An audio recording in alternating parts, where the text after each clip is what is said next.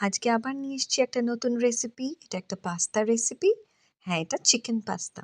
Chicken পাস্তার জন্য নিয়ে নিয়েছি পরিষ্কার করে ধুয়ে রাখা চিকেন। ওটা নুন আর গোলমরিচ দিয়ে ম্যারিনেট করতে দিয়ে দিয়েছি। আর কড়ায় দিয়ে দিলাম অলিভ অয়েল। আপনারা সাদা তেল নিয়ে নিতে পারবেন। আর এটাকে একটু গরম হতে দেওয়া অবধি অপেক্ষা করব। নিয়ে নিয়েছি পেঁয়াজ কুচানো, ২ রকমের বেল পেপার আর রসুন আর আদা কুচানো। সবার আগে আদা কুচিটা দিয়ে দিলাম। আদা কুচিটা লাল করে ভেজে নিতে হবে। এবার দিয়ে দেবো রসুন কুচানোগুলো। রসুন কুচানোটাও কিন্তু সিমিলারলি লাল করে ভেজে নিতে হবে, তবে কিন্তু টেস্ট আসবে। আচ্ছা, এরপরে দিয়ে দিলাম পেঁয়াজ কুচিটা। পেঁয়াজ কুচিটা দিয়ে ভালো করে নেড়ে নিতে হবে। ধীরে ধীরে হালকা কালার ধরে গেলে ২ রকমের বেল পেপার দিয়ে দেবো। সেগুলোকেও ভালো করে সটে করে নিতে হবে। তারপরে আমরা ধীরে ধীরে আস্তে আস্তে তেল ছেঁকে ছেঁকে সেগুলো একটা প্লেটে তুলে নেব। নিয়ে নিয়েছি চিকেনগুলোকে দিয়ে দিয়েছি কড়াইতে। সেগুলো অলরেডি ম্যারিনেটেড ছিল। এবার ঢাকা দিয়ে দিয়ে ভালো করে এগুলোকে শ্যালো ফ্রাই করতে হবে। বেশি তেল দেবো না, অল্প তেলেই এগুলো ফ্রাই হবে। এপিঠ ওপিঠ ভালো করে ভেজে নিতে হবে। দেখুন হালকা একটা গোল্ডেন ব্রাউন কালার ধরে যাচ্ছে। এবার এর মধ্যে আমি কি করব, একটুখানি বাটার দিয়ে দেবো। বাটার না দিলে কিন্তু এই রেসিপিগুলোর টেস্ট আসে না। সেই জন্য একটু বাটার দিয়ে দিলাম। এর একটা কারণও আছে। এরই মধ্যে আমরা হালকা একটা হোয়াইট সস মতন বানিয়ে নেব। তার জন্য নিয়ে নিয়েছি কর্নফ্লাওয়ার। আপনারা সাদা ভালো কোয়ালিটির ময়দা নিয়ে নিতে পারেন, তাতেও হবে। ২ চামচ মতন আমি দেবো। দিয়ে ভালো করে ওই বাটারের মধ্যে ভালো করে মিশিয়ে নিতে হবে। আর একটু ওটাকে ভেজে নিতে হবে ওই বাটারের মধ্যে। দেখবেন যেন লাম্প না আসে। লাম্প এসে গেলে ভাল লাগবে না, মুখে পড়বে। এবার দেখুন ভালো করে ওই চিকেন সমেতই কড়ার মধ্যে ওটাকে ভালো করে নেড়ে নেড়ে নেবেন।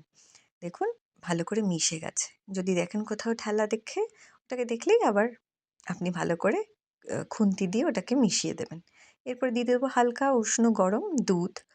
দুধ দিয়ে দেওয়ার পর আমরা ওটা কিছুক্ষণ থাকতে দেবো। একটু ফুট ধরলে, হালকা ফুট ধরলে ওর মধ্যে সটে করা ভেজিটেবলসগুলো দিয়ে দেবো।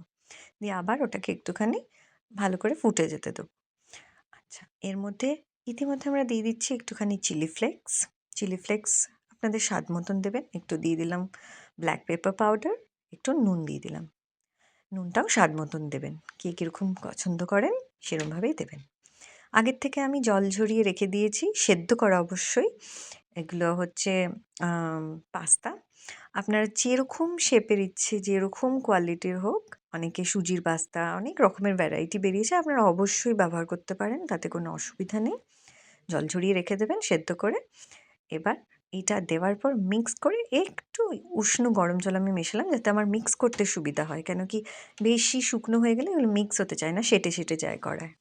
এবার হালকা গরম জল দেওয়ার পর আমি একটু আবার নুন অ্যাড করে দিলাম, কেন কি মনে হলো আর একটু নুনের দরকার আছে। দিয়ে ভালো করে নেড়ে চেড়ে নেব। একটু ফুট ধরে যাওয়ার সাথে সাথে আর একটু দুধ দিয়ে দেবো। কেন কি দুধটা না আসলে ওই গরম ঘন ব্যাপারটা আসে না। যার জন্য আমি হোয়াইট সসের মতন ব্যাপারটার কথা বললাম। আমি অলরেডি বাটারের মধ্যে কর্নফ্লাওয়ার বা ময়দা, আমি ময়দা ইউজ করতে বলেছি, আপনাদের করতেই পারেন।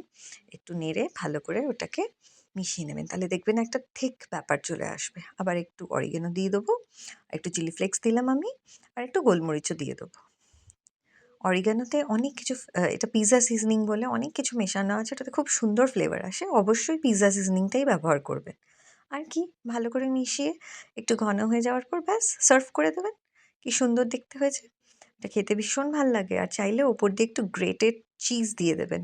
ওটা মেল্ট হয়ে যাবে যখন, মুখে পড়লে দারুণ টেস্ট আসবে। আমার বাড়িতে একটা পার্টি ছিল, সেই জন্য আমি বানিয়েছিলাম। ওর সাথে আমি এই কর্নের স্যালাডটাও বানিয়েছিলাম। এইটার রেসিপি আমি একদিন